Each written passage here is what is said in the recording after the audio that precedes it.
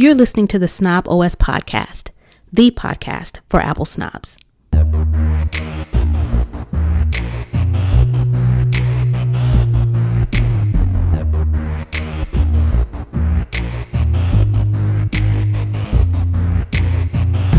Hey, this is Nica Montford, aka Tech Savvy Diva. Yo, this is Terrance Gaines, aka Brother Tech. And welcome to the Snob OS show, the show for Apple snobs where we talk all things Apple and then some. Welcome back, everybody, to this week's episode. Before we jump in, do a little recap of what you can expect to hear on this week's episode. We're going to talk again about the ICEBlock app, but from a different perspective now that it's been in the App Store for a while. Also, Apple Wallet in iOS 26 is doing a bit of an upgrade on how you can use your iPhone on your boarding pass. Also, it seems like Apple may have found a fix for Apple Intelligence, and it's not quite what you think it is. In the second string, we're going to talk about a ban, a calm act that California has enacted to start next year. You're going to be a little bit surprised about what this new act does. Also, and for the culture, we're going to talk about the Diddy verdict.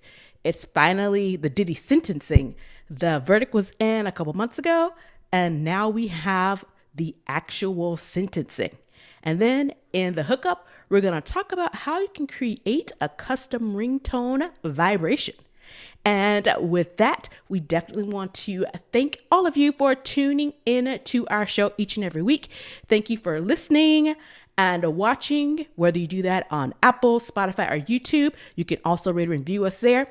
And if you want to become one of our snobbists, which is what we call our patrons, you can go on over to patreon.com/snoboscast to find out how you can watch the show live and get some exclusive content. Whew, that was a mouthful. All right, so let's go ahead and jump into this week's show. We're going to kick it off with a lowdown where we talk all things Apple. So I'm sure you guys remembered maybe a couple of months ago, an app developer created an app called ICEBlock, which is basically a way for people to let people know where ICE is located, right? And it's probably one of I was looking on our YouTube and we got about 5 or 6 comments from some people who are definitely fans of the current administration who weren't so happy with us talking about this app. Well, it's come back around. And like I said, not for the reason you think. Apple has pulled ICEBlock from the App Store at the urging of the current Attorney General, Pam Bondi, and basically forced Apple into a corner. Now, why this is significant, and I'm bringing up from this particular point, is a director of, I think he worked for Apple for 20 years. Yes, Willie Hodges, former marketing director, wrote an open letter to criticize Tim Cook about removing the app from the App Store.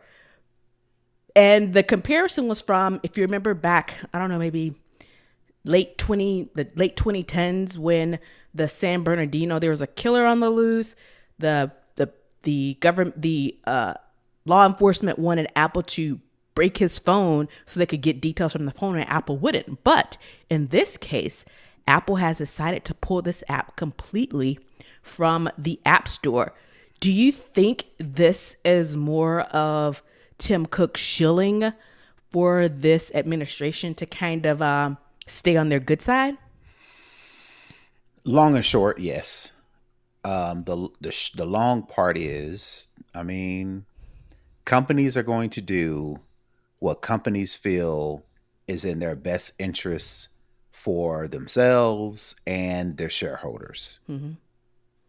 Their end users, you would hope that Apple would do what's best for themselves, for their shareholders, and for their end users.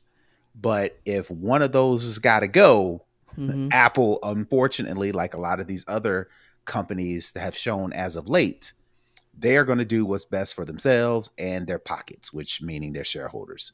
End users, we are left holding the bag. Now, will this mark a mass exodus of people off of the Apple platform? Probably not, but it is alarming that Tim Cook, as of late, I'm pretty sure, my guess is due to pressure from the board, due to pressure from top shareholders, has to do these public facing things to, like you mentioned, stay in the good graces of this administration.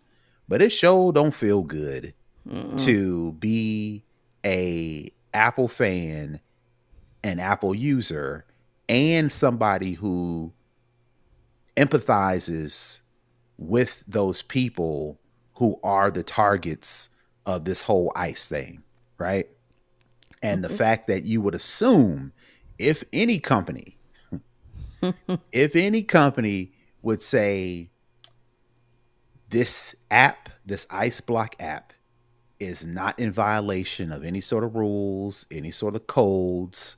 It is consumer crowd funded data. We Apple ourselves, we're not helping people avoid ICE. We're not outside of just listing the app in the App Store. That's all we're doing. But for the fact that they felt the need to remove this app feels like they just didn't want to deal with the possible blowback from keeping this app in the App Store when ICE is like on the tip of everybody's tongue right now as it relates to latest goings on in the news, what's going on in Chicago, what's going on just across the country. Portland, like, who bothers Portland? Yeah, so ICE is everywhere, and they are in the top of the news. They are in the forefront of everybody's mind. And I get it. Apple's like, we don't want to be in the forefront of people's minds. We want to make sure we are appeasing to everybody. But since this is such a hot topic, let's go ahead and remove it, right? I get it. But at the same time, it's like, all right, well, if you're going to do that and then you're going to do something else, what's stopping any administration, public figure, influential person come to Apple and say, hey, we don't like this. And then for y'all to be like, nah, we ain't doing that. But they're going to say, but you did it before. You did it for this guy and you did it for this person and you did it in this situation. Now Apple's going to be which side of the fence you sitting on. You can't straddle the fence. Well, I mean, you can, but it's not a good look. But it's not a good look. And that's all this is right now, is not a good look, because we're not leaving Apple. They're not going to get any sort of punishment. They have the right to remove the app from the App Store. Now, why? I don't know if I buy any of these descriptions or any sort of explanations, but all you can do is be upset about it and wag your finger and, say shame on you. Yeah, say shame on you. Because, I mean, we're not buying iPhones. We're not paying for iCloud. We're not paying for Apple Fitness or Apple TV Plus or MacBooks and all that stuff. It's just, you just assume that Apple was going to be better, and they are not. They are a company just like everybody else. So maybe you take that in consideration going forward. Yeah. And so I think what kicked all this off, Attorney General, like I said, Pam Bondi, said in a statement to Fox News, I think the end of last week, quote, "We reached out to Apple today demanding they remove the ICEBlock app from their app store, and Apple did so. ICEBlock is designed to put ICE agents at risk just for doing their jobs, and violence against law enforcement is an intolerable red line that cannot be crossed." I think that's a bit of a stretch. She's really going for a stretch on that. And I'll also say, are they going to keep Waze up? Because when you're going by a police speed trap, people post that, they mark that on Waze. They do it on Google Maps as well. And basically, it's the same concept, right? Because like you said, Apple is not helping this app do anything. It's just a platform, and people of their own free will are submitting this information. So it's one of those things where we've always thought Apple to be above the fray and to be kind of the good guy, because they've spoken out about so many other things, racial discrimination, LGBTQ issues, all those kind of things. And now we're saying they're just like everybody else. And I think that's a little bit hard for some people to understand because, you know, we've seen before Tim Cook took over, when Steve Jobs was there, he was definitely I'm against the man kind of, you know, type persona. And now to see them acquiesce time after time after time again, this isn't the first thing. This is just the latest thing in the string of things that they've done to acquiesce to this administration. And people are definitely giving them the side eye for it. Yep. And based on all of this, the actual app creator, what did he say? He actually made a statement on the, what was it? The Rachel Maddow show. And he basically said, now, interestingly, ICEBlock users are the same users who would build, support, and buy Apple's products. And these same people rely on and trust Apple every day, every single day. And I'll tell you, if I was speaking directly to Tim Cook, I'd say, Tim, you've broken that trust, and now it's up to you to fix it. And that was from the ICEBlock creator, Joshua Aaron. Yep. It's just sad that Apple has acquiesced this much. It ain't even like, it's, you know, the young kids say glazing. Yeah. That's what it seems like. It's one thing to just be compliant. Yeah. It's a whole nother thing to be glazing. And it seems like Apple is every time you think it's a line they won't cross, they cross it. And it's like, are you kidding me? You showing up to all these meetings, then you going give all this money. You give all this money, then you go to the inauguration, then you give him this made up award made of gold, and you show up to I think when they went to Europe and they did something with the royal family, whatever, over there. I was surprised to see Tim Cook there, and I'm just like, wow. Apple. And knowing that Tim Cook is an openly gay man, you would think like, bro, do you see what this is? But I guess green is the only thing that matters. Yeah, you got to put your personal feelings aside, I suppose. I guess. But it just shows that, I mean, to try to spin this, Apple and other companies know that this administration is for sale. Yeah. And it's like, all right, well, if I'm a $3-4 trillion business, you know, how can I get my piece of this pie, you know? Yeah. And if this is what I got to do, but it just doesn't look good. It feels icky. It feels icky. And a lot of, kind of a tangent, but a lot of these companies who are settling lawsuits that the Trump administration has brought up, it's just a legal way, quote unquote, legal way to bribe. So he can say, I'm going to sue you. And it's like, oh, well, we don't want to go to court, so we'll just settle. And YouTube has recently done it. We've seen it with CBS. We've seen it with a plethora of news channels and entertainment channels. Oh, yeah, he said he's going to sue us, so we're just going to, you know, settle out of court. And basically that's bribe money that is, you know, called by a different name. And it's just, I just have to say, I'm just so shocked by the amount of people that are acquiescing to this madness. Instead of fighting just a little bit, fight. Right. Just a little bit, like pretend, like do a little something. Yeah. They just like, oh, well. Oopsie. Oh, well, we'll just roll over. But And the thing is, I think it's only going to get worse because now he's emboldened. And that's what he always says. Well, you saw XYZ, they settled and I took their money, and this person, they settled. And it just puffs him up even more, if that is even possible. And it just, it's bad. I don't know what we're going to do. Sign of times. Yep, indeed.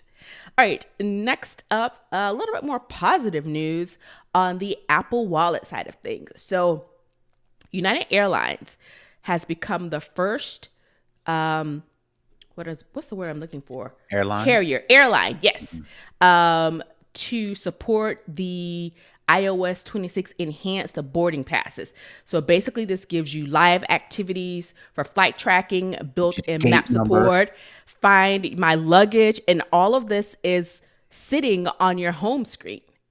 And so it's one of those things where basically it's giving you everything kind of like your visual of up front, and you don't have to keep going into the app. The live activities is what's giving you. So, because I know whenever I travel, I check the boarding pass gate multiple times because I've been in places where I was at the gate where I thought I was supposed to be, and then in an instant the gate changes. Then you're trying to huff it through the airport, and if you know what the Atlanta airport is, it is large, and you know you never know which concourse you might have to hop on the plane train to get where you need to go. So this kind of gives you a nice look visual on the lock screen, so you can kind of keep up where you're going, especially if you go into a new airport that you are not familiar with. So it's one of those things where United Airlines is the first to officially support this, with I think Delta, I think they mentioned Copa, a couple other different airlines are expected to 9 other major airlines. Like I said, Delta, I didn't mention American and Southwest. They are saying their support is coming soon. Yep. Just another way to quickly be able to get an at-a-glance look at all of the important stuff as it relates to catching a flight. Mm-hmm. You know, you need the gate, and also show you some additional stuff like, you know, shows like a little animation of an airplane, like going over it looks like it's flying, and then as it gets closer, of course, the live activities, you got to turn that on. But if you do, you kind of see the plane as it's getting closer. So it's just a little visual representation of your boarding pass with the most important stuff that you need, because not everybody, there are a lot of people who get to the airport and you just want to make sure you're in the right place at the right time. Right. You know, and all of the apps do something different. Yeah. Southwest, if you open the Southwest app, it may have this. You open the Delta app itself, it may have something else. United, all the other ones. Or Apple Wallet can aggregate all of that data to where it's quickly on my lock screen. Now, of course, the other apps, you know, will give you the ability to save your boarding pass to your Apple Wallet. Mm-hmm. But that is just static information. Yeah. Like Nica mentioned, if something changes, like the gate, like the flight time, you still got to go in and check that, right? Mm-hmm. Versus being able to just on the lock screen or in your wallet to quickly get all that information up to date. Yep. And the other thing that is interesting as well, it's shareable. So you can share this information with friends or family or whoever, so that they can see on their own lock screen what's going on with the flight. So if somebody has to pick you up or you're meeting someone, they don't have to get to the airport and kind of have to wait around. They can look and see if the flight's delayed or if it's early. They can see where you are as well and be prepared to meet you wherever you need to be, or those kind of things. So the fact that you can get that as a person waiting on somebody traveling on your lock screen as well, so you can see all the up-to-date information. That's just another layer, I think, that kind of, they call it customer delight. So this feature is definitely high on the customer delight. And maybe this feature will make people forget about the fact that Apple removed the ICEBlock app. Right. Exactly. All right. What would the lowdown be if we didn't talk Apple Intelligence? So it appears as if Apple may have found a fix for Apple Intelligence, and that is replacing the person who leads Apple Intelligence. So, just 6 months after the current head of, I think it's all under Siri, so they're not separating out Apple Intelligence from Siri. It's all under the Siri integration. John Giannandrea. He's just been in this role a very short time. And he's been out, I think, about 6 months out of that position. And Apple still has not found anybody to replace him. And so I believe before he took on the Siri part of the business, I think he was in product management. I think I saw that somewhere. But in any event, it's one of those things where they're thinking that the leadership is the issue with Apple Intelligence, and they think hiring somebody else is going to fix it. And we've seen how I think Meta was poaching people from OpenAI and giving them like 9-figure packages, which was insane. It looks like Apple may be taking that approach, trying to find somebody suitable to take this on. And I just want to get your input. Do you think it's solely on the leader's head, how Apple has bungled their whole entry into the AI space? Yes and no. If Apple Intelligence took off like gangbusters and it did all the things that Apple promised it could do, and everybody was smitten with Apple Intelligence, so much so that OpenAI and all the other competitors was like, dang, we need a phone to compete with Apple Intelligence, because Apple, they've got the intelligence part, they've got the software, and they've got the popular hardware. Mm-hmm. We can compete as much as we can on the software, but Apple's got both of them. So it's like, we need to partner with Android or partner with, whomever, right? But the fact that, and if that would have happened, everybody would have praised this dude. He would have been the savior. He would have been this and that and the third, right? Well, the opposite is happening. Apple kind of promised all this stuff, couldn't deliver on the important parts of it, and they're still kind of sputtering along with no really new developments as it relates to the AI intelligence that we want to see, So you got to take the blame for that, homie. That's because you would have took all the praise if it worked. It worked, right. But the other part of that is there's no way that this dude in this position for how long was he in the position? You said 6 months, I thought you said? I think it was since the launch of Apple Intelligence. He's been out of the role for 6 months. Okay, he's been out of the role for 6 months, but he's been there for like the past couple years in this role. Yeah. Ain't no way he was going in that short of time be able to take this product where Apple needed it to go. Mm-hmm. My impression or my speculation is Apple has their code base, they have their processes down to a T, and to introduce a new product like this, like Apple Intelligence or like, artificial intelligence in general, it's going to take a long time, right? Yeah. And Siri, Apple Intelligence, whatever you want to call it, would have to figure out how to find its groove in this already well-oiled machine. And it was just going to take time. I think where Apple messed up is they announced it too early. Too soon. Yep. They announced it entirely too soon. And this dude was scrambling and he just couldn't.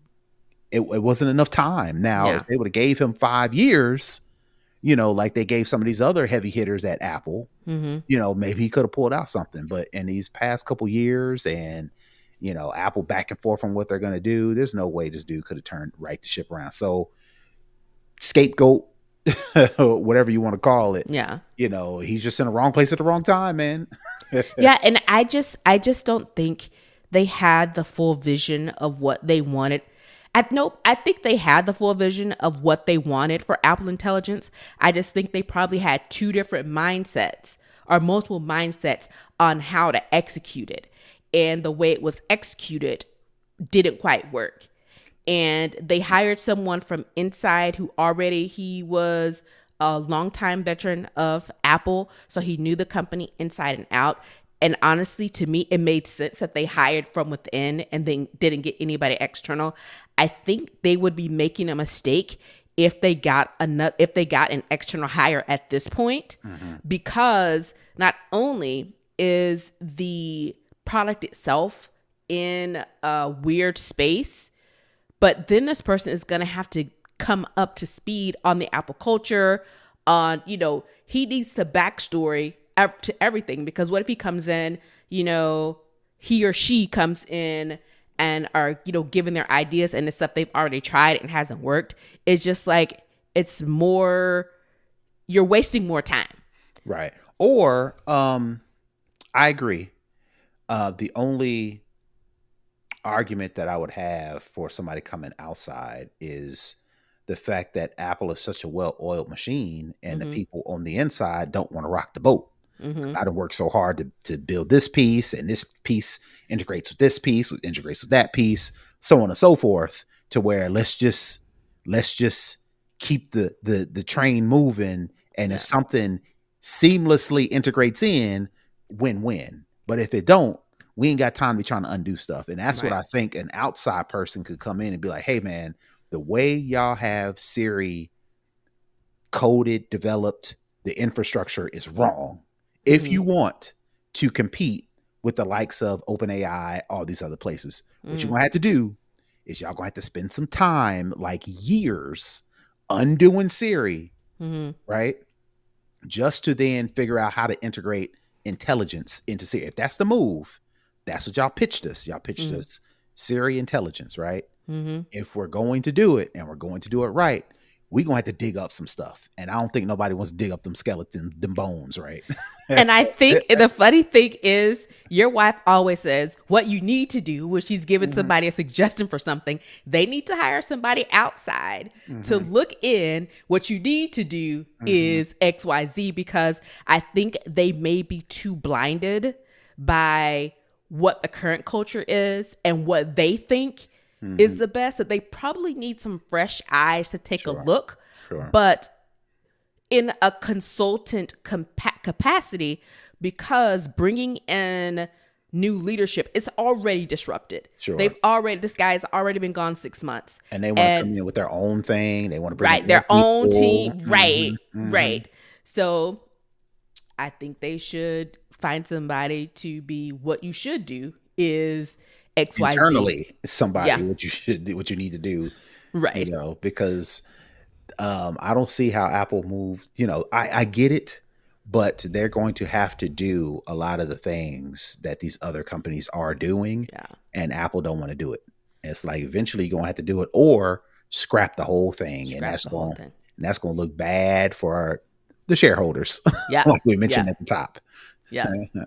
They got to figure it out quick, because again, 6 months this guy has not been there, has been out of this role. We're in the fourth quarter of the year, and we all know fourth quarter of the year is people is like, they already check it out. We're thinking vacation, we're thinking holiday, or they're already prepping for WWDC 26, and that's in June. That's 6 months. And this dude has been out of the position for 6 months. It's like, come on, man, it take longer than a couple months to get whatever y'all gonna announce at WWDC. So come on. And they can't go another WWDC without having this in working order. Obviously, we know everything kind of iterates and it grows and it changes, but they need a solid base. And right now, they don't have one. Right. And now that your leader's out, it's in even more turmoil. So who's running the show now? It's probably somebody who was higher up than him. Probably his manager is now overseeing it, while overseeing the other stuff that he or she is doing as well. So this is not a great look. And We shall see. Time will tell. hopefully they can get it together and figure something out and give us a really good product, because like we said with the first story in this block, they need some positive press, because right now it's all negative. And one of the comments that we got on our show is, I think the person said, she said she's surprised at, this being an Apple show and we're always talking negative about Apple. And Is I this responded, recently? I don't, it's been maybe a couple of months. Okay. And I responded to her and I said, I don't think we're always negative. We talk about our love of Apple products. And because we love Apple products and the company itself, we talk about these things because we want them to be better and do better. If you're so much, even though we're Apple snobs, Apple enthusiasts, if your head is so far up anything's but that you can't give it thoughtful criticism, then therein lies, that's that whole parasocial relationship that people have with celebrities. You can only see the good and you can't fathom anything outside of that. And that's not how the world works. And that's not how things get better. We have to address these things. And, of course, this is our show. We give our input on what we want. But if you can't give constructive criticism or creative thought to situations that are blatantly, obviously issues, then you aren't really a fan of said product, company, person, or thing. If you're just going along to get along when you see it's obviously has some fallacies and some issues. People only gonna see the negative. She that person wasn't here in the beginning for all these years where we've been talking Apple. She comes on, mid to late and just catches a sniff of what the current issues are, right? And assume that's what the whole entire show for. But what are you gonna do? Nothing at all. It's always gonna be somebody that's a negative Nancy. So whatever, girl. All right, that is going to wrap up the lowdown. We're going to head on over to Second String, where we talk all other tech. California, the great state of California, has announced that they are banning loud commercials on streaming platforms. So I'm sure we all use streaming apps. You're watching a movie or watching a series, and if you don't pay the extra to not have ads, you're watching it, you're into it, it sounds good, then an ad comes on and it blows your head back because it's so loud. Well, the state of California has found a way to address it. So, effective July 1st, 2026, Governor Gavin Newsom signed a law requiring streaming platforms like Netflix, Hulu to keep commercial volumes at the same level as the content that they accompany. So, it's the new law extends the federal law from back in 2010 called the Calm Act, which banned loud TV commercials. So this was already in place. This is already in place for your standard television programs. And this is a federal act. So it broadcast television, because the FCC, they are the ones, that's the governing body. But no one has that enforcement for streaming apps. And it's not a federalized activity. So California has taken among themselves to say, yeah, we're going to put our own version in that. So the thing is, if you do it for California, you have to basically do it for everybody else, right? Because it would not be smart to just segment out one state for this. And now you got to manage two different streams. So do you think that this will become that these companies will do this so that it affects all programming, or are they just going to kind of put a geofence around California and say, okay, only California gets the same tone for the content and the commercials? It would behoove them to do it for everybody. But again, that may take manpower. That may take dollars that may take, a lot of work to do it, and nobody's just going to do work just because, right? But the fact that California, Hollywood, Right. themselves is like, yo, turn down the volume on these commercials, it's a safe bet that other states will do this as well, because it only makes sense. I don't understand the psychology behind why these commercials, even when they was on broadcast television, played the commercials even louder, because it's not, to me, it's not, oh, this is important, let me pay attention to this. It's, why is this bothering me? Right. You know what I'm saying? I gotta mute the TV immediately. Right. This is bothersome. This is annoying. This is not some sort of, to me, again, maybe somebody else, clearly it must work, because they've been purposely doing it. It ain't that, historically speaking, broadcast television is on this decibel or this level, and every person with a camera that wants to market something puts it at a different level, and they just never been together. It's purposeful. They purposely jack up the volume of commercials, and it's egregious too. It was egregious in broadcast television, and it's egregious in these apps, because I'll be watching something and maybe it's a Jedi mind trick. I think it's like supposed to like an attention grabber. You're engrossed in your show, and then next thing you know, it's like boom, and it's like, wait, what? Well, I'm thinking like with the streaming services, they're like, oh, you don't want loud ads? Pay for the ad-free version. Oh, so it's incentive for people to buy the higher tier so they won't have to deal with the ads. That could be, maybe. I don't know. I can see that for the streaming, but I can't see it from the broadcast side. Right. But I can't figure out any other way, because you talk to anybody, they will give you the same response. It's like, why are commercials so louder than the actual TV, especially? And then, to make matters worse, when you're watching a regular program, they whispering like this, and you can't hear nothing. And you have to turn the volume all the way up for the show so you can hear it. And by the time the commercial, it's like, poof. Right. It's like, come on, y'all, get together, man. Work together. Yeah. But I thought this was a very interesting, to see that they are now having to put legislation on streaming services so that these ads aren't so loud. It's insane.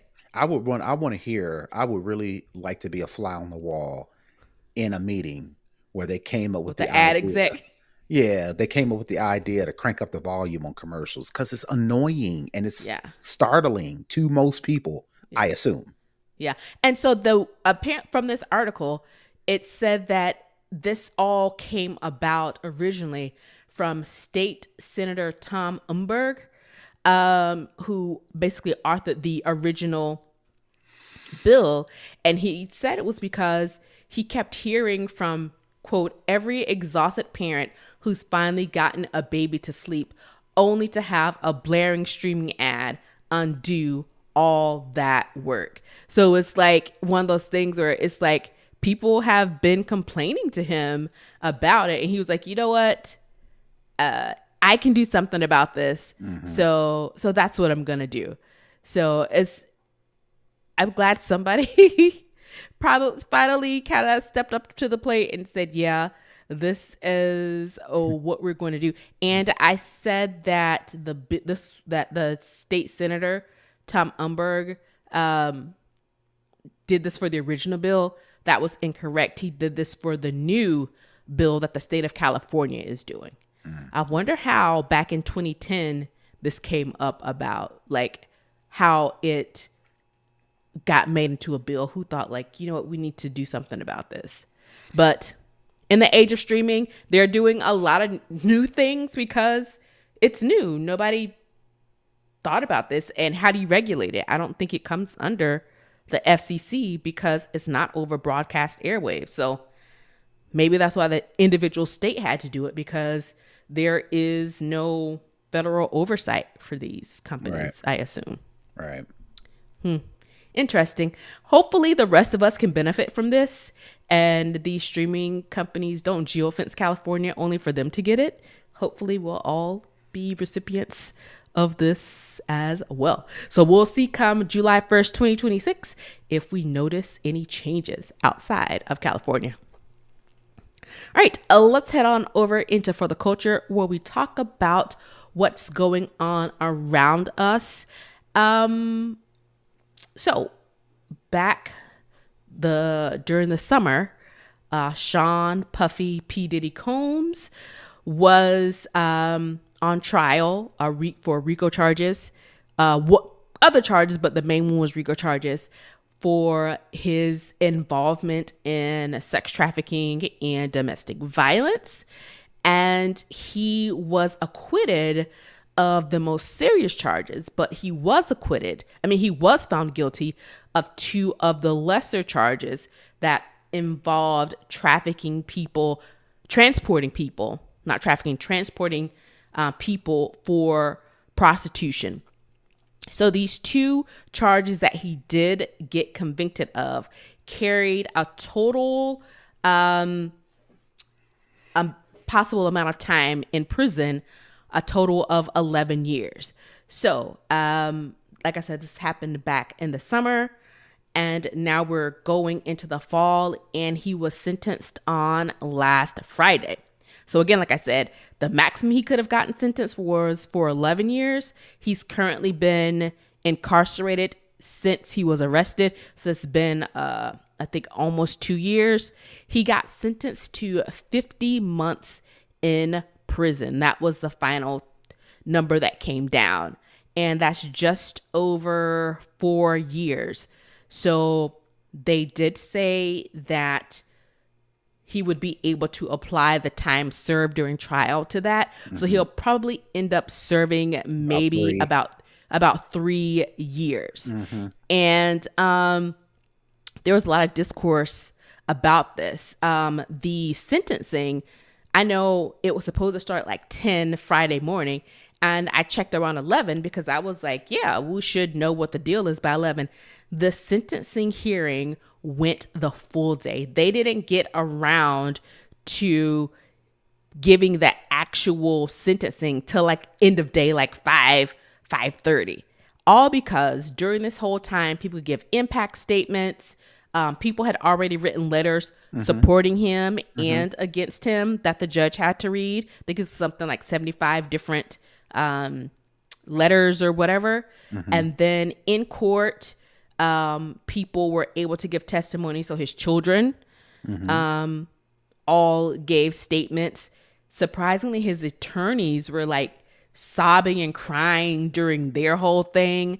They basically calling him a civil rights leader, you know, the best father. I think one of the sons said he was, I think all the sons had the same talking points. They called him his superhero. They wanted to be just like him. That's who they looked up to. And then it came out from the prosecution side that he had already speaking engagements set up for the following week, meaning what would be this week, because he was so confident that he would just get time served for those charges. So, of course, there was so much discourse on social media about this.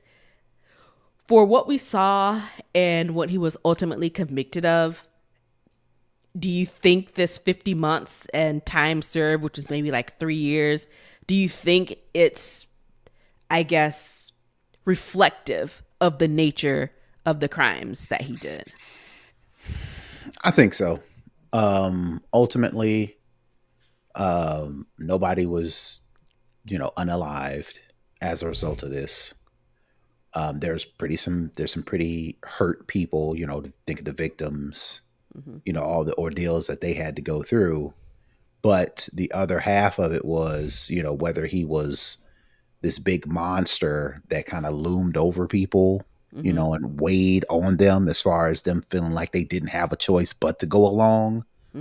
Or, it wasn't as bad as we in the media made it out to be, but it's either you or me, and it ain't gonna be me. So Let me throw you under the bus right quick. I'm talking about the victims towards Diddy. However you want to view it, the fact that he was involved in transporting people to engage in stuff that could be considered illegal over this long period of time, I'm surprised. I'm not surprised he wouldn't get more, but I can.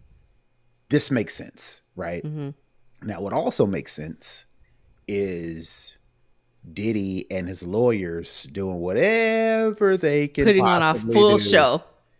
If I am in prison or doing, I want my family, I want my lawyers, I want my friends to come to bat for me the same exact way, right? Yeah. So I don't, see necessarily any fault in people coming to bat for Diddy, because same thing with Bill Cosby, same thing with maybe not so much R. Kelly, but with Bill Cosby, two things can be true at the same time. Mm-hmm. He could be a monster, but he could also be the best dude, right? And that sometimes conflicts when we're talking about morality, ethics, and the law, Mm-hmm. right? But all in all, this seems right that he would spend 3 to 5 years in prison for being just this egregious with what he was doing. I mean, so egregious. Now, I personally thought that they should have given him the max. One, because what he did was abhorrent. Mm-hmm. But two, when it came out that he was so confident that he was going to get to leave, that he had the audacity to already have engagements set up. And then when they talked about it, the defense side talked about it, was like, it wasn't actually engagements, but he has a lot to say and he can be very helpful, and saying, oh, he's been clean since he's been in prison. Obviously, because he's in jail. Prison, right? Or in jail, not prison, in jail.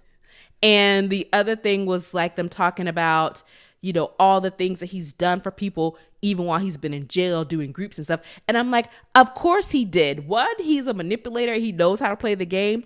But two, who wouldn't be on their best behavior when you know that somebody at the kitchen and donating clothes to the homeless, casing babies, saving dogs. Who's not going to do all those things in hopes that, they'll say, you know what, you've been in jail long enough. We're going to let you out.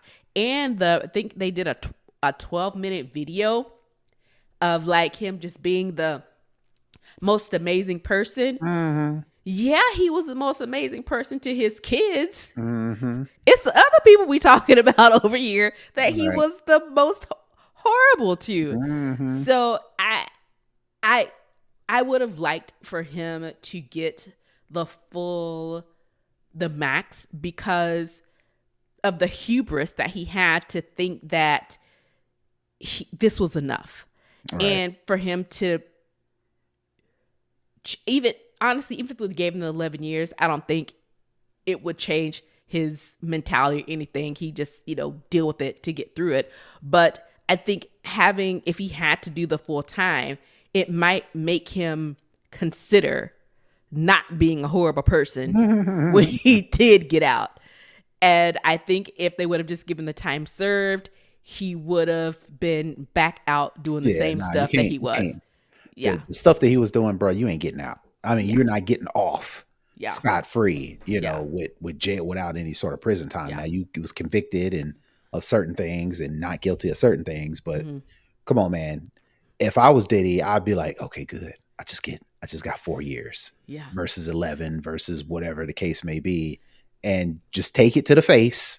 Take that L. Right. And then after, 3 to 5 years, now start your second half of your show. Your redemption tour, even though I don't think he's going to really get a whole lot of redemption coming out. Man, listen, there's some people out here who will. It's definitely going to be. I mean, look at R. Kelly. He still has people supporting him. And like Diddy, we know for sure what he did. And I think the only difference between Diddy and R. Kelly in this is that it was obvious that it was with children. Sure. For R. Kelly. Sure. And so people, they can find it somehow in their mental gymnastics to absolve Diddy with grown people, but they can't make their brain bend to absolve him from doing that to children. But and then to say that there are some people who still rock with R. They Kelly. still, exactly. So It's still people who do.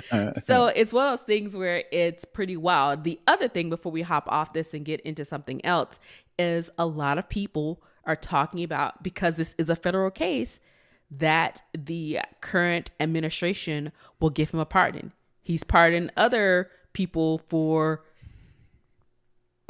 things that are worse that have to do with children. Diddy is in the wrong place at the wrong time. And what I mean by that is Trump has got all these other things he's worried about. These Epstein files. Yeah, exactly. Trying to get out from under that. The last thing he needs to do is give a pardon to a dude who's been convicted of similar crimes. Yeah. Not exactly the same, because again, like you mentioned, Epstein, some of them girls was young.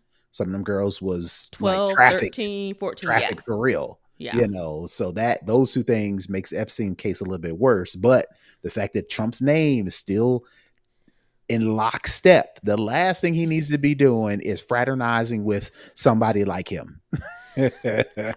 On one hand, I agree. On the other hand, I think Trump thinks he's so maybe high above that he can get with anything, because he's been able to get with anything. He has. And the lady in the Epstein, the what's her name, Ghislaine, whatever, they put her basically in a prison where she gets to leave when she feels like it and comes back in.